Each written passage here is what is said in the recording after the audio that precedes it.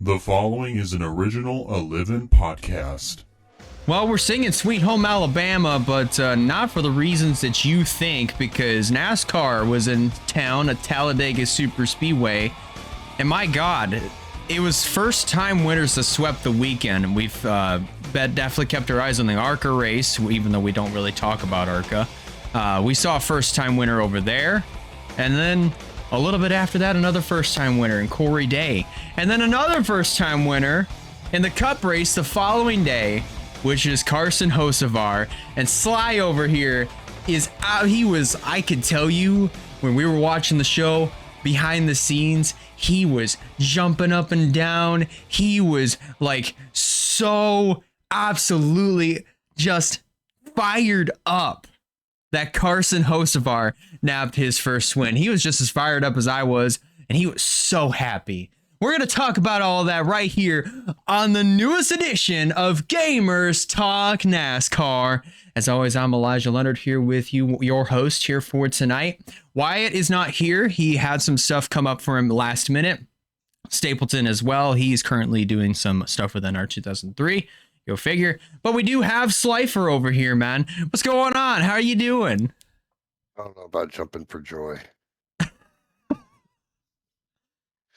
But no, honestly,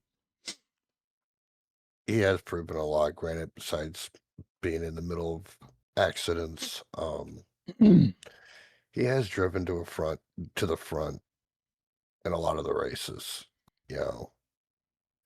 So hats off to him. He did do sat on the window ledge of his car. And even the new CEO, O'Donnell, even said that was cool. So, but no. And I know, like you said, we don't talk about ARCA, but holy hell, Cletus almost won. He did. I think when you don't factor in that this was Talladega, I mean, this easily was the best performance out of McFarland by far. I think he's gotten plate racing down to a T at this point. I think he's obviously what we've seen over the last couple of years, so that he's been running in ARCA cars, particularly ARCA. It seems like he's a really fast learner with these cars, and especially with this type of racing. So to see him, at the front, like running up at the front of the field and, almost winning the thing, up until Andy J swooped around the outside and stole it, which good job to him. I mean, that honestly would have been a huge win, not just for Cletus, but also think about this too. He and Greg Biffle were really, really close friends, especially towards the the end of Biff's life. They hung out a lot, they talked a lot and they hung out a lot, and they did a lot of stuff together, especially Biff's post career, running in the Freedom 500 several times and whatever else you could think of. It would have been an awesome moment for Cletus and that group just to go out and win Talladega. That would have been amazing. He did even say they were showing, there was a YouTube short of him in the car when I think it was his spotter or the crew chief, told him that he was leading at Talladega. Mm-hmm. And like the Wizard of Oz, Dorothy always said, "There's no place like home," 3 times. Cletus said, "Be like Biff, be like Biff, be like Biff." But, besides, like you touched on, like with him with plate racing, I think he's picked up just stock car racing as a whole in general quicker than I think anybody ever has. I think so. I mean, you also have to think too. I mean, even prior to all this as well. I mean, he used to race like other like I think he raced like obviously he raced his own Crown Vics, his street cars, and then the street stock cars, and then also like the late models too. I mean, not like the Cars Tour late models, of course, but like kind of something similar, but not as much horsepower. Whenever he held events at his own track, so I mean, that's stuff that he had done previously. Obviously, he didn't really do it full time. He's kind of doing what he's doing with ARCA now and O'Reilly's and even trucks to a certain degree. Just kind of making sporadic starts here and there. I mean, again, this is even prior to ARCA and, everywhere else before he, officially broke into NASCAR last year. And what was it? They said that was like I think they said it was like his first top 5, which ain't true. ARCA, he finished 4th. Yeah, Rockingham, he finished 4th over there. Yeah. But is he ready for O'Reilly's? No, not yet. But maybe he will be racing Nashville. So we'll see from now until Nashville, because he can practice at the Freedom Factory if he really wanted to. To get his entries and all that stuff. Oh, well, kind of. I know it's a small track, but yeah. I was gonna say because there's the Freedom Factory and Nashville Super Speedway. I mean, given obviously like they're similar banking wise, they're two different styles of tracks. Well, just mostly like what I'm saying is like practicing like his entries and his exits. Right. The small stuff that when they go there to practice, Yeah. Honestly, like if he can do it there, I mean, obviously kind of get the IRL aspect down as well. But I think if he's really going to try to lock himself in for Nashville, iRacing is probably definitely the way to go there. I mean, that's just my honest opinion. Because besides, I mean, even beforehand, I mean, from my personal experience, I did a lot of racing with NR 2003, long before I got into iRacing. And the thing is, I mean, even with NR and iRacing altogether, I mean, it's not going to, I mean, it obviously will not like how, I mean, it's not like you're actually racing the track, but it just gives you an idea of your braking points and what the track condition's going to be like, how to set up your car or your truck, whatever it may be. iRacing definitely takes the cake now because it's way more realistic than when NR was. I mean, for NR, for its time, it was good. For its time, it was the most realistic thing that even some drivers could use at that time. iRacing takes the cake now because, look at everything that they're doing. Scanning tracks and getting all everything, every detail on every track down to like the smallest mineral on asphalt or concrete. So, soon to be naval base. Yeah. So obviously in that regard, Cletus would definitely have to use iRacing to get the best possible idea of how to tackle Nashville. Yeah. Oh yeah. But back on track about Dega. Man, the cup race, stage 1, since they flipped it, I couldn't believe was green flag racing.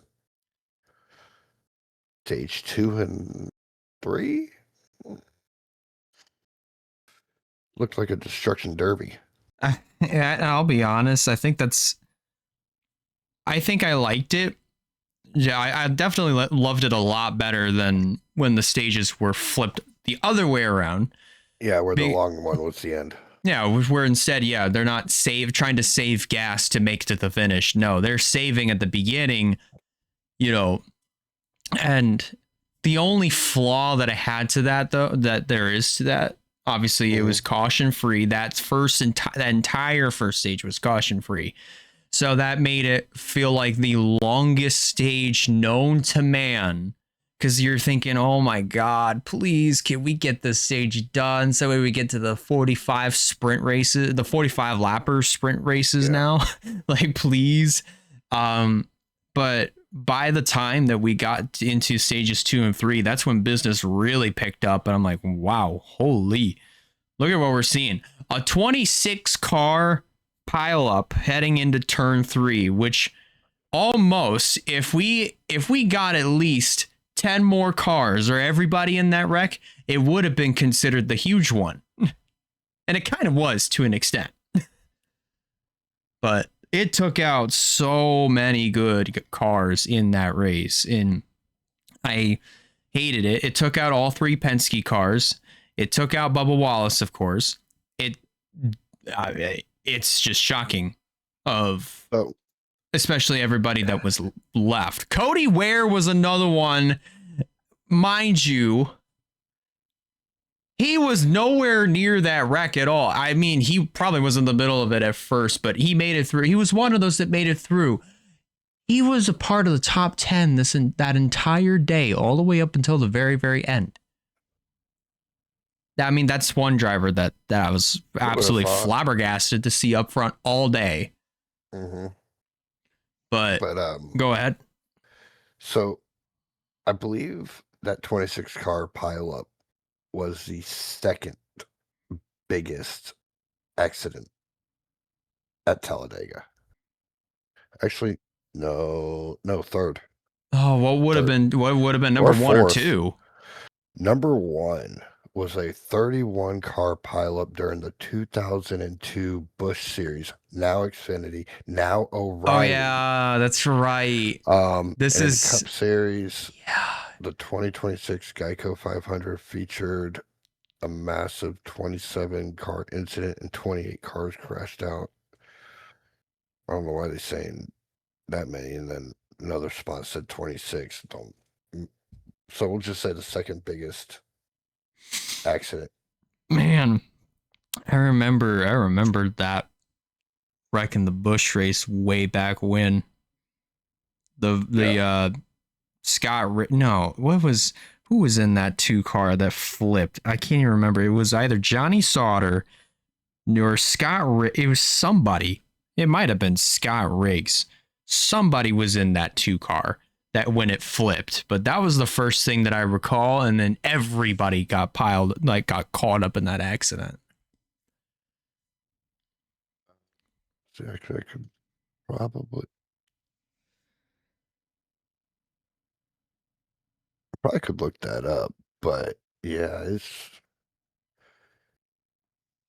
like you look at turn 3, it was like tire marks galore. Turn 4, clean as a whistle. Yeah. Absolutely. But it's amazing of how one wreck, especially to the size of that, can change the whole complexions of an entire event. It was just absolutely unbelievable. Oh boy, but by the end of it all, it was a great race weekend. Overall, I would agree with that. Yes. We didn't really talk too much about O'Reilly's, obviously, because me personally, I was not able to watch it. I kind of missed it. Kind of. But I kept up with it as best as I could. But with that said, ladies and gentlemen, why don't we go ahead and get into our finishing results here for the Talladega weekend, starting off with the O'Reilly series. Corey Day, finally. We had talked about it several times between myself and Stapleton that he was going to win, and he did at Talladega Super Speedway. He nabs his first career win. Brent Cruz coming home in the second position, Sheldon Creed in third, Sammy Smith in fourth, Jeremy Clements rounding out your top five. Then it's Dean Thompson finishing in sixth, Jesse Love in seventh, Brandon Jones eighth, Parker Retzloff, Car 99 finishing in position 9, and Austin Green rounds out your top 10. Positions 11th on down to 20th looks like this. The lone Ford of J.J. Yaley. And then it's Blaine Perkins, Austin Hill, Josh Bilicki, Brendan Poole, Patrick Emmerling, Mason Maggio, Kyle Sieg, Joey Gase, and Garrett Smithley, all lined up behind him in, you guessed it, Chevrolets. Now, 21st on down to 30th goes like this. Ryan Sieg, Carson Kvapil, Justin Allgaier, LeVar Scott, Sam Mayer, Jeb Burton, Harrison Burton, William Sawalich, Taylor Gray, and Raja Karuth. Finally, our last 8 finishers. Sorry. I had a little bit of spice kick in my throat there, so that's why I kind of sounded a little off. But 31st on down to 38th looks like this. Anthony Alfredo, Tyler Ankrum. I haven't seen him in the O'Reilly series probably in a long time, maybe ever. Natalie Decker, Dawson Cramp, Josh Williams, Ryan Ellis, Patrick Staropoli, and another name that I haven't seen in a long, long time, David Starr, who went out of the race on lap 14. Now there is now that we bring up the O'Reilly's results, there is one other thing other than Corey Day's win that I wanted to touch on here, and this was the rule that kind of sparked up last year during the Cup Series, and that, of course, I'm talking about the blending. Yep. The blending, especially late in the going. Of course, we saw several drivers come up, rejoin the racing surface, one of which being Justin Allgaier, who merged way into the middle line, and then and Kvapil, several others on top of that as well. But Jesse Love was already up to speed along with several other cars, and he was bobbing and weaving, trying to get by everybody that was just coming back up on the racetrack. It's like, first off, great driving by Jesse Love to avoid everybody. He's a wheel man. Secondly, what in the world was everybody thinking just by merging back up in the middle of the racetrack before they were up to full speed? That's another question that I want to know, because that could have honestly hurt several. Somebody could have gotten hurt in that. Honestly, it could. And I mean, not only that, it could have caused a wreck. I think it was usually ain't it right around half of the backstretch to turn 3 to give you enough time to get up to full speed to merge. Yeah. But instead of, they should have stayed just above the yellow line, which would allow Jesse Love and that whole train to stay on the high side. And I don't think there would have been an issue. But the way they merged up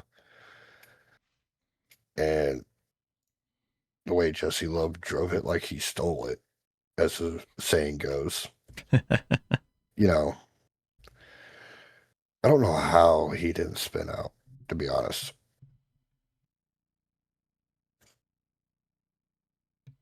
Let alone, I don't even know how he managed to not wreck himself or other people, especially Allgaier in the process too.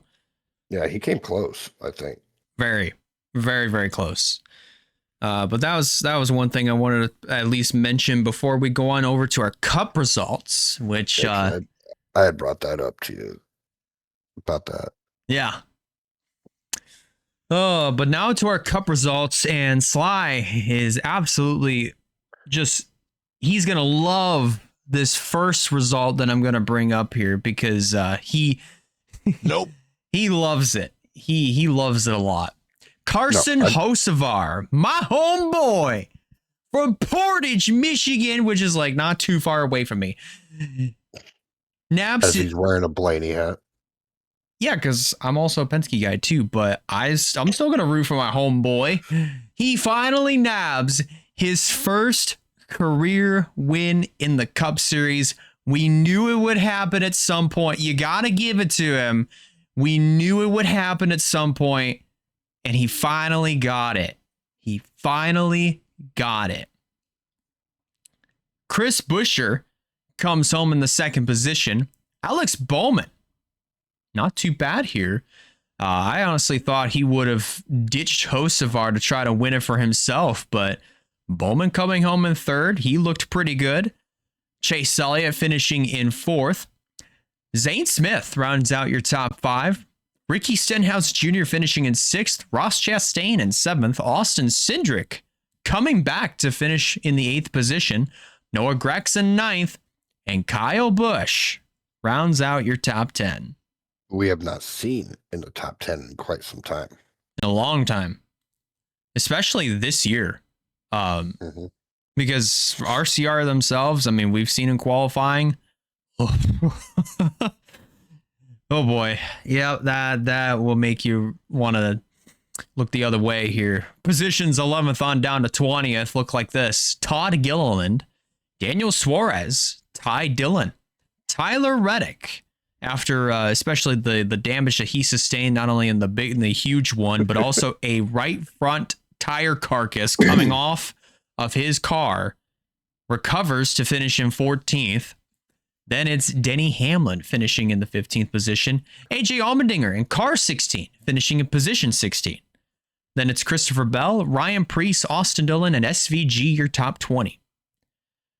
21st on down to 30th looks like this. Cody Ware, whom again, I was shocked to see him up at the front pretty much all day long. Top 10 all day.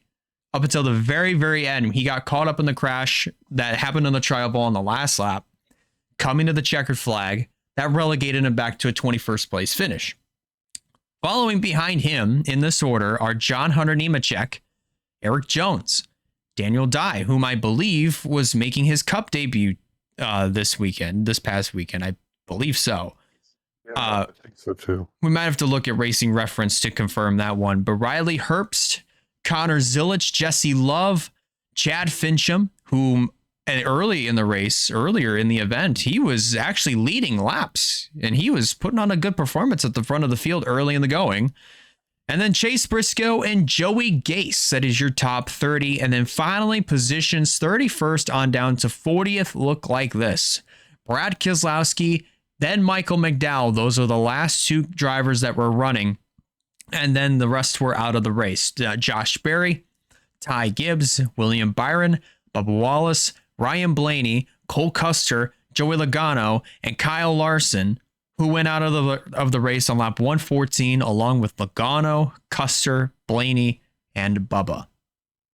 So, to go off of what you were wondering, Daniel Dye had not previously competed in the NASCAR Cup Series, so Talladega was his debut.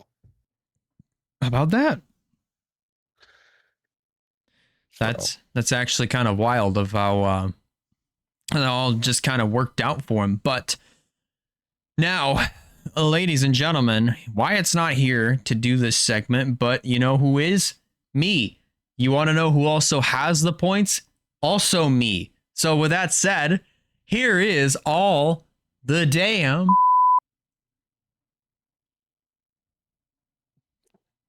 points can't be censored. No, I was working on the other one. No, all the damn points. Here we go. Starting off with the O'Reilly series. After Talladega, of course, you have Justin Allgaier, who still leaves Dega as the points leader. He has a 290 point gap from the cutoff line. And then 105 points behind him is Sheldon Creed. He is 185 points above the cutoff. Jesse Love is 149. Corey Day, especially after his win at Talladega, is up by 145. And then we get to our highest double-digit driver right now, that being Brandon Jones, who is 99 points above. Sammy Smith is 98 above. Carson Kvapil is 77. Austin Hill is 67 points above the cutoff line. And then... Sorry, I had to do it. Taylor Gray is 48 above. Parker Retzloff is 38 above. William Sawalich is 26 above. And Raja Karuth is 14 above the cutoff line. Then we go below, and we see Ryan Sieg, who is 14 points below the cutoff line. Sam Maris, 27 below. Brent Cruz, 43. He is picking up a lot of momentum. He is gaining on this cutoff line and fast. So probably give it by halfway through May, we'll see him above the cutoff line. Yeah. Brendan Poole is 47 points below the cutoff line. Jeff Burton is 68 below. Dean Thompson is 72 below. Blaine Perkins, 87 below. Jeremy Clements, 89 below. Anthony Alfredo, 91 below. And Harrison Burton, 114 points below the cutoff line. You know, if it was the Cup Series, Brent Cruz would be in. So that's saying something. Yeah, exactly. I think it wouldn't take him as much time to, maybe not. Maybe he could get inside of the top 16 with about the same amount of time as he would have here in the O'Reilly series, or at least what he's shaping to do here within the next couple of weeks. But obviously with the threshold being a little bit, lower in the Cup Series and allowing more drivers, it would have been easier for him to be up in the, and chase area. Looking at the biggest movers is a name we haven't even mentioned at all, just by looking at NASCAR's website. Mason Maggio plus 5. So from 39th in points to 34th. He was the biggest winner of this entire weekend for O'Reilly's? Plus 5. Wow. That's just showing that it's getting more and more difficult to move up in the point standings. And then Austin Green was plus 3. There was a couple plus 2s, and everybody else had plus 1. That moved up. That's actually wild. That honestly is pretty wild. All right. Now let's talk about Cup. The Cup Series points results, especially after leaving Talladega.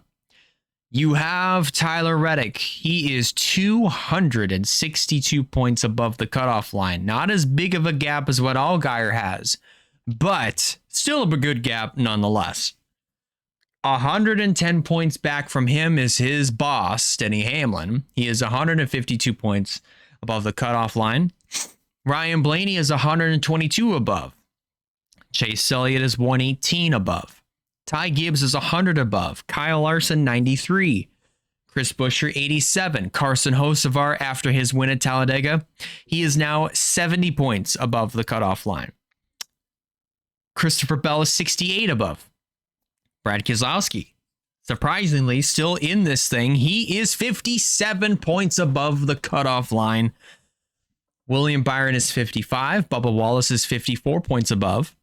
Ryan Preece is 47 above. Daniel Suarez, 13 above. How about that? Joey Logano, 12 above. And Austin Cindric is 4 above the cutoff line. And then we get below. We go underneath. Chase Briscoe is 4 below the cutoff line. Ross Chastain is 21 below. SVG is 31 below. Zane Smith and AJ Allmendinger both 43 points below the cutoff line, and Todd Gilliland is 45 points below the cutoff. So looking at this here, obviously we knew at some point that Hocevar would get inside of the top 16. And I think even especially going into Talladega, he was just barely in by a certain handful of points. But now after his win, he is definitely well on his way to possibly getting into the chase, so long as he's able to, remain consistent throughout these next, 16 weeks, 16 races. And then you have Daniel Suarez talking about Spire Motorsports here. They've been on an absolute tear the last couple of years. We've known that for a while. But I think seeing Daniel Suarez go over to Spire Motorsports, obviously we have had our doubts. We've talked about this all before. But seeing him just 13 points above, it's not a huge gap to the cut line, but still is really good to see that Suarez is performing as consistently as he's been over the course of the last couple of months. Especially driving backwards at Dega. Yeah, Kyle Busch was in front of the whole thing, and he probably was thinking, all right, I see where you learned that from. But no. Looking at the biggest movers, ironically, it was not Hocevar. What do you think it was? It was Stenhouse. How many positions did he go up? Like 7? 5. 5. Wow. So also 5 spots. Hocevar went up 4. Okay. So all in all, not too bad actually. So no, but before it used to be the 2311 show. Now it's just the Tyler Reddick show. What's crazy too is like Bubba, and it was both Bubba and Tyler Reddick. They were both 1-2 for a while, and then I don't know. It was like 6 weeks. Yeah, for a good 6 weeks, and then Bubba Wallace just went from like 2nd to 12th within a month, which is absolutely mind blowing to me that this kind of just happened the way that it did. But I mean, on the bright side, Bubba's still in for now. But and it's still good to see someone who had, what was it, like, forgot what kind of surgery he had, but Keselowski. Yeah, I think he was surgery on his leg because during the off season he had a accident and broke his leg. But to be in the top 10 in points right now after Talladega, I'd say impressive. I would believe so. I would definitely agree with that. Honestly, it's a good deal. I mean, it's impressive to see that. I mean, even when he's got a cane, he's still whipping everybody's ass on track. Yeah. Now, let's make the switch over to our GTN points. So, Talladega, I mean, it wasn't the kindest to us. You think? It wasn't the kindest, but it also wasn't the most harshest either for some of us, unless if you're either Sly or Nathan Stapleton. In O'Reilly's and Cup, unfortunately, Sly got the full shutout. He got full on shut out from points this whole weekend. Stapleton only got 1. And after Talladega, we now have a points leader. His name is Wyatt Walker. He has 39 points to his name. 1 point back is myself. Stapleton is now 3rd with 36th. And Sly, unfortunately, has not gained any points, unfortunately. So you could definitely tell that Sly is this is another weekend that he definitely wants to forget. Yeah. Mm-hmm. That's why I said moving on. Oh, yep. See, even I mean, yeah. I mean, I'm even looking at the previous edits, because I wound up getting 3 from the weekend. Wyatt was the biggest winner. He wound up getting 1 more point than I did. But yeah, this was not the kindest of weekends to either Sly or Nathan, unfortunately. Wyatt and I did come away with a good amount of points. Nathan with 1, and Sly for the first time this season got the full shutout, the full weekend shutout.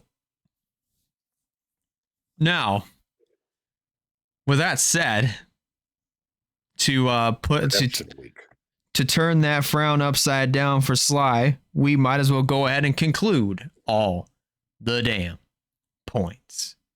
Thank God. Well, I'm gonna come back with a vengeance this week. With a vengeance. I wish you luck. Yeah. Well, now let's talk about something that that got the whole NASCAR world talking. Oh. Here we go. This statement came up, I think it was right around WrestleMania weekend. That is, if you're a wrestling fan. It was a statement that Stephen A. Smith. Yep. Stephen A. Smith, boys and girls. Yes, that's Stephen A. Smith, who is a sports analyst of literally anything and everything. He could talk about anything and everything and have an educated opinion. So we think. This man's saying that Lightning McQueen was the GOAT.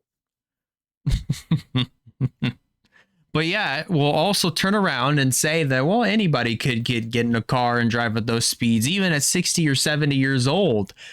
But the bottom line in this statement that he had made was that race car drivers are not athletes. And that got all the drivers and all the fans fired up with this statement.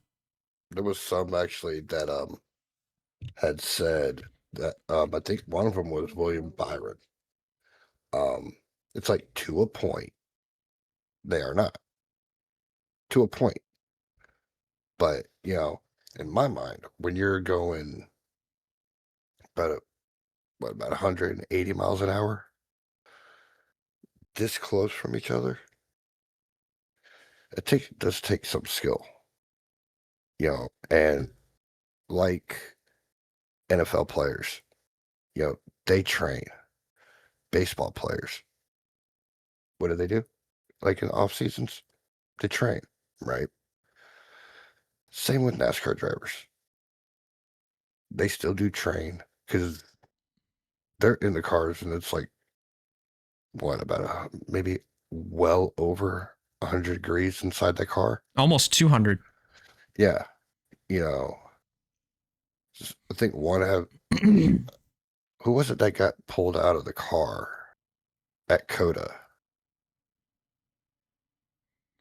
Because of the temperature and stuff like that. It was God. I think it was Almond. It was Allmendinger. Okay. I mean, Bowman got out under his own power, but it was Allmendinger because he had major heat exhaustion, so that's why he was on the ground. So speaking of Bowman, or not Bowman, Allmendinger, there was a YouTube video of some of the NASCAR drivers' reactions to Stephen A. Smith's statement of NASCAR drivers are not athletes. He goes, "Who?" And the reporter was saying, it's like, he's a sports analyst. It's like, is he a NASCAR analyst? No. I don't know who he is. The best statement made in that whole thing with all the drivers. Oh, that reminds me so much of Brad Keselowski's and Kyle Busch's rivalry back in 2010. You remember the clip from way back then, like especially around Bristol, And Kyle's being Kyle, full of himself, like, oh, yeah, I'm Kyle Busch, driver number 18, double mint Camry, ready to win it again. Here comes Brad. Kyle Busch is an ass. And then hours after, Kyle basically had swept the weekend. Trucks nationwide, at that time, nationwide, and Cup. I think it was Marty Smith that asked the question, what are your thoughts on like what Brad Keselowski told you? Who? Brad Keselowski. He drives the number 12 car. I saw him, but I think I might have lapped him.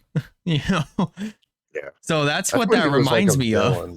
It was like, I think that was the time when he was doing like a villain kind of persona. But no, overall, everybody's an athlete in their own sport, in my opinion. Yeah. Because could you go around a track with those kind of cars at about 100 something miles an hour? Probably not. Yeah. Me, I definitely know I can't. That's why I stick to the iRacing. I think, there's definitely a good amount of training that goes into, being a football player or basketball player, baseball, hockey, whatever it may be, whatever other of those other types of sports. But with racing itself, it's not just time behind the wheel of a simulator. It's also being in the gym, making sure your cardio is up, and probably also putting yourself in these situations, where, things do get literally really, really hot to withstand, obviously to withstand the intense heat that you're having to deal with for 4 or 5 hours at a time. Hence why they all now wearing those.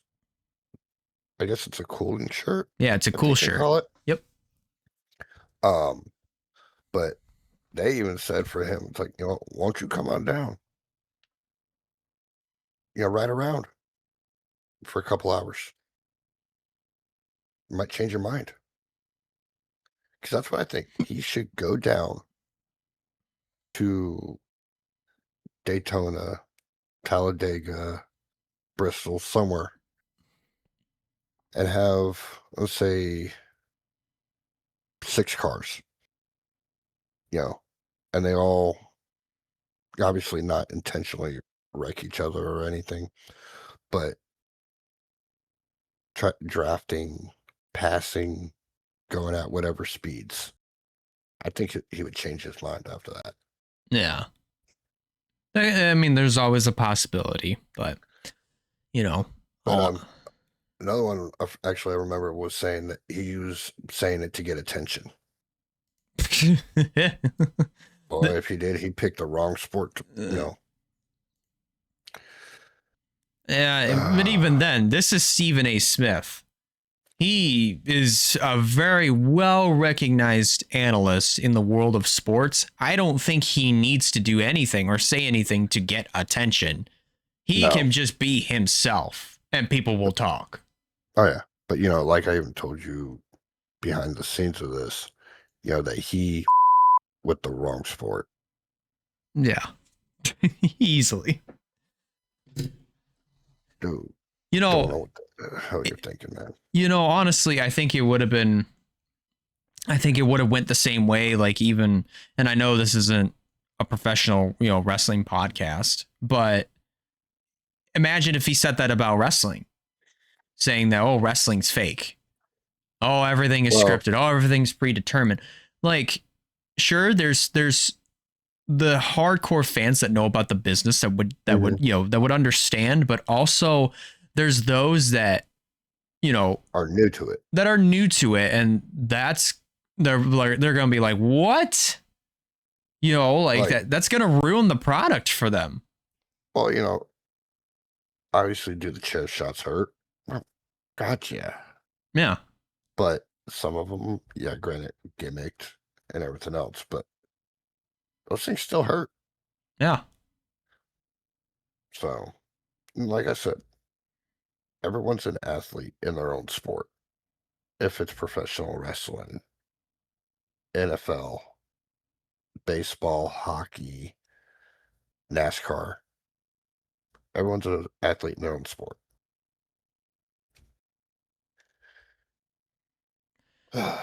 Yeah, everybody's an athlete in their own sport, and when it comes to Stephen A. Smith, the only thing that he is an athlete in is running his mouth. All right, let's go ahead and preview Texas, because everything is bigger in Texas. We have all 3 series back at Texas Motor Speedway. We have Trucks, O'Reilly's, and the Cup Series, and this is to kick off my favorite month out of the entire year, the month of May. Sly, as we bring April to a close, obviously with this episode, and open up May, what do you think we're going to have to expect at Texas? I think it, in a way, kind of like Atlanta, so to speak. You know, like a lot of drafting, possible attempts at three wide. I think would be pushing it at Texas. 4 is overkill, but I think we may see that. And again, I'm going to call it. We're going to see another back-to-back first-time winner. Oh, all right. I mean, that is very possible, honestly. That's honestly, there's a lot of things, especially with the next gen, that we know is possible, and it still is to this day, even if every team has got it figured out.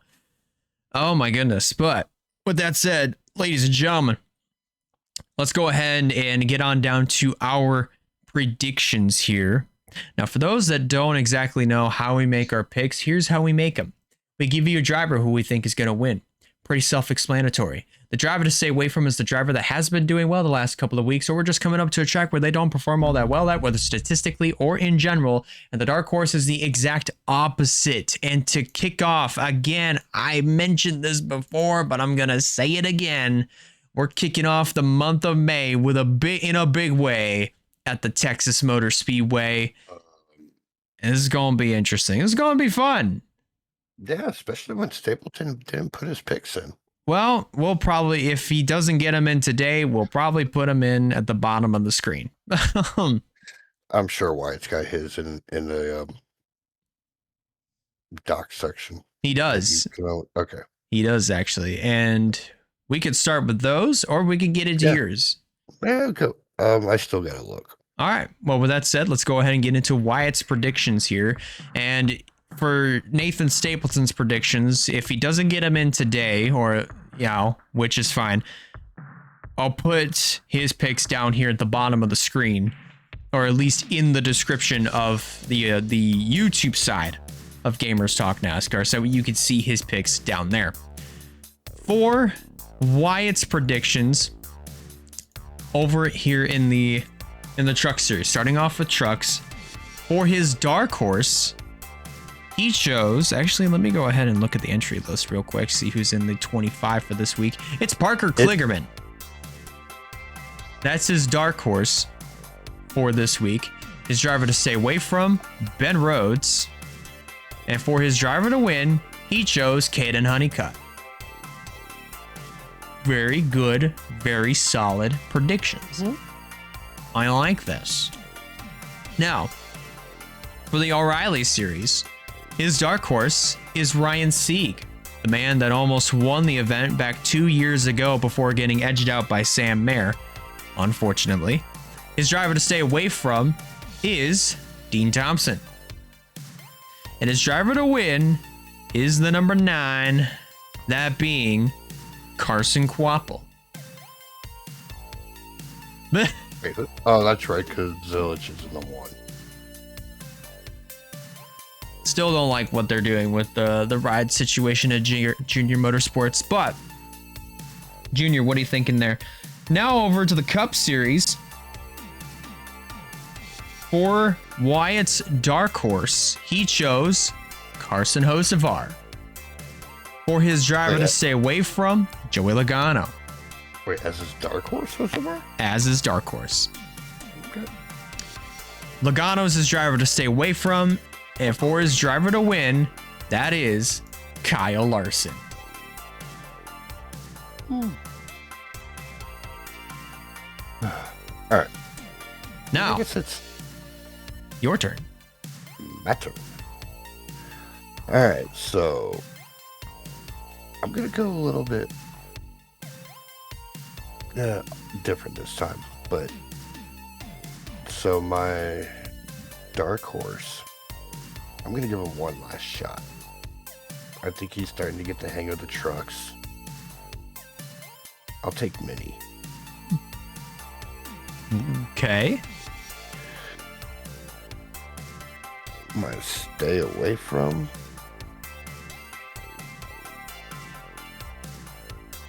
Pick him, but I know I can't because of what we had said at the beginning of the year. But I'll take Jake Garcia. Okay. And I don't know if you saw me laughing. My driver to win. I don't care. I'm pulling a Stapleton. I'm going to take Kyle Busch. Oh my goodness. Oh my goodness. I was just looking at the entry list, and I mean, he's in the 7 truck. When was the last time that he won in a truck race? It was, I believe, this year. It was at Atlanta. Yep. So, yeah. Told you I was going crazy on that one. O'Reilly Series. My dark horse. I'm gonna go with Brent Cruz. I like that pick. I like that, actually. To stay away from. He's not in his normal car. I'm gonna have to go with Raja. He doesn't perform very well in the 32, but performs like nothing else when he's in the 88. But my driver to win. I'm gonna have to go with Sheldon Creed on this one. Okay, I like this pick, actually. He's really been coming into his own recently. I mean, you know, not only winning Atlanta, which I know is completely different from Texas, but finishing second at Kansas a couple weeks ago too. So yeah, he's really coming into his own. Finally. Yeah. And now the Cup Series. My dark horse. I'm actually sticking on the 2311 train. I'm taking Reddick. Okay. You know, Talladega was a hiccup, obviously. My stay away.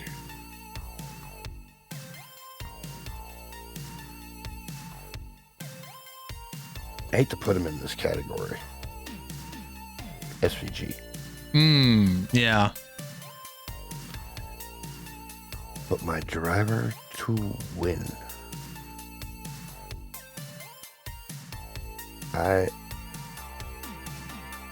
I think he might turn it around this time. I'm taking Kyle Busch again. Ooh. Oh boy. Yep. Well, hopefully the crew chief change that just got announced, hopefully that makes all the difference. But I mean, especially knowing of how RCR's performance has been in the last several weeks, several months, several years, however far back it goes, it honestly, I don't see it, but I can only hope for so much. All right, but now it is officially my turn to go ahead and make these predictions, starting off with the Truck Series. My driver to win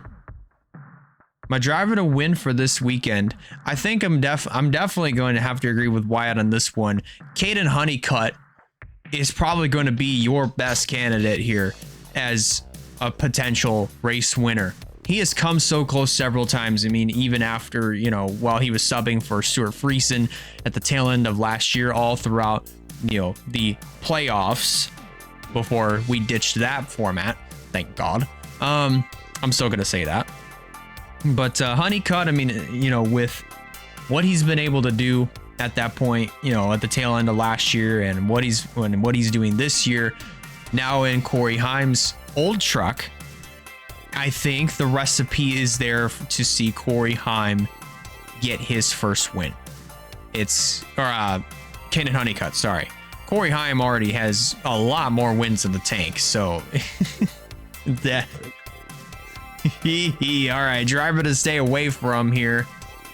I think I'm gonna definitely say, in my honest opinion, my driver to stay away from, I think I'm going to say Corey Roper's my driver to stay away from here. And the only reason why I say that is because it has been a long time since we've seen Corey Roper behind the wheel. But he's driving for Halmer Friesen Racing, which is obviously Stuart Friesen's team. And that 62 truck, although it is not a bad truck, I do repeat, Corey Roper has not been in a truck in a long time, at least from my recollection. So he's my driver to stay away from for this weekend. And my dark horse, you know, I think honestly, I think I might go with Grant Enfinger on this one. Grant's, I think, you know, especially 1.5 mile tracks, he does perform pretty well at 1.5 mile tracks. CR7 Motorsports, you know, ever since he joined them, has really been getting their stuff turned around, and you know, they've been improving week in and week out. So I'm putting my money on Grant Enfinger and the CR7 Motorsports team to be my dark horse. And now I have to do this because we have not done this all show. Now for the race at Texas. My driver to win. You know, honestly,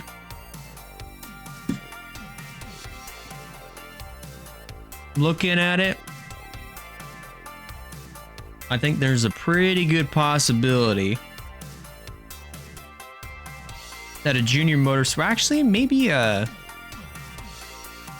think I'm going to take my chances here. I'm going to say Taylor Gray will be my driver to win Texas. You know, Taylor Gray's another driver that I feel like has definitely come into his own. And he's been starting to win some races as of late. You know, he won Martinsville last year. He won Kansas a couple weeks ago for this year. So I will say that another win's going to get added into the column there for Taylor Gray. He's my driver to win.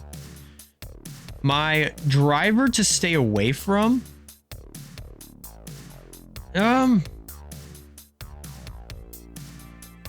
I think to be honest, I'm probably gonna say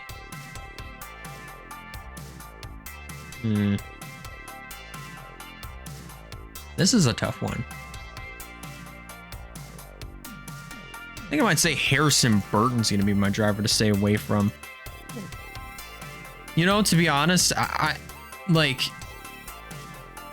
would have thought the move to Sam Hunt Racing would have been a good move, but it's been kind of all right, but like not good enough to improve on what he was able to do with AM Racing, you know, last year. No way. Like, I think the season that he had last year with AM Racing was his his best season since 2020. Hands down. This one is kind of like, he's kind of there. So Harrison Burton's my driver to stay away from. But my dark horse for this weekend, I will agree on Brent Cruz. Brent Cruz has been on a tear since officially going full time. a little bit later in the season, and he has been knocking off top 5s and top 10s left and right, almost winning several races. So there's definitely a good chance that he's going to be able to improve off of that, and will continue to build off of that and go from there. Oh boy, I know my mic is gonna cut. I know it will. So before you get into your cup one, Stapleton will be should be putting his in a minute. Yeah, he just got done recording. Yep, I saw it. The part that you were talking about with Corey Roper, he competed in 2 races in 2024 in the Truck Series, and he skipped the 2025. Yeah, so it has been a long time. So just wanted to touch on that. All right, I know my mic's gonna cut out here for this one, but we're just gonna go ahead and do it. We're gonna try it.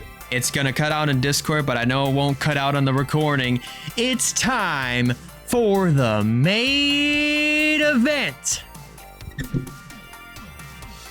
I gotta actually scroll up here to see this. The 22nd annual, worth 400, presented by LaQuai Moley at the Texas Motor Speedway for the NASCAR Cup Series. Here we go. For my driver to win, to be quite honest with you, I am still thinking it's going to be a Toyota driver that will go to victory lane. Do I think it's going to be Tyler Reddick? Yes and no, but I don't think that's not the driver I'm going to bank on as my driver to win. My driver to win, honestly, I'm keeping my eyes, and I know he's got to win at some point. He has to win at some point. I'm saying Christopher Bell's my driver to win for the Cup race at Texas. You made Wyatt happy. Wyatt's going to be a happy kid. I think he's even looking at the dock right now. He's lying in bed. He's probably like, yes. Like, why did I think of that? He probably. But I'm going to say Christopher Bell's going to be my driver to win here for Texas. My driver to stay away from, I think, to be honest,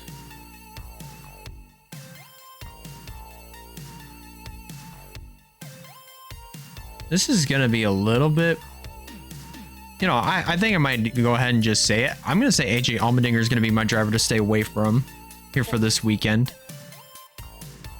Just, he kind of is just there.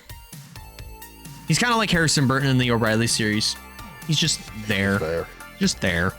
He's a body.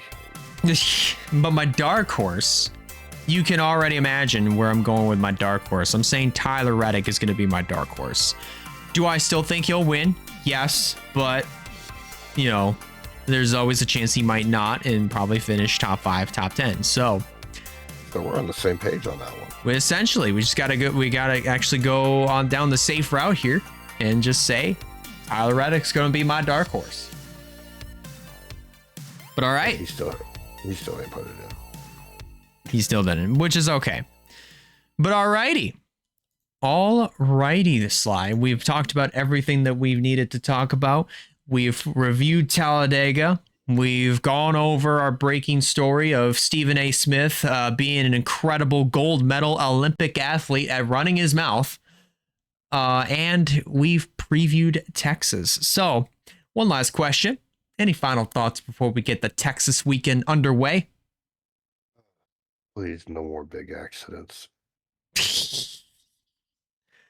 Well, we know the slogan that everything is bigger in Texas, so hopefully we don't see big wrecks at Texas. But that's going to do it here for this episode of Gamers Talk NASCAR. I want to thank you guys a lot for watching this episode. And if you are watching this on YouTube, be sure to hit the subscribe button. And if you're watching or listening to this over on Spotify, be sure to hit the follow button over there so you don't miss future episodes that drop every Thursday night at 6 p.m. Eastern Standard Time, not just on Spotify, but on YouTube as well, on the Max the Hedgehog Network YouTube channel. On behalf of Slifer, I'm Elijah Leonard signing out, and we'll catch you guys on the very next episode of Gamers Talk NASCAR. Say his name and he appears. Oh no. Whoops. Thanks for listening to tonight's episode of Gamers Talk NASCAR. Really hope you guys enjoyed. Be sure to hit that follow button so you don't miss a future episode throughout the NASCAR season. And as always, we'll catch you on the next one every Thursday night at 6 p.m. Eastern Time.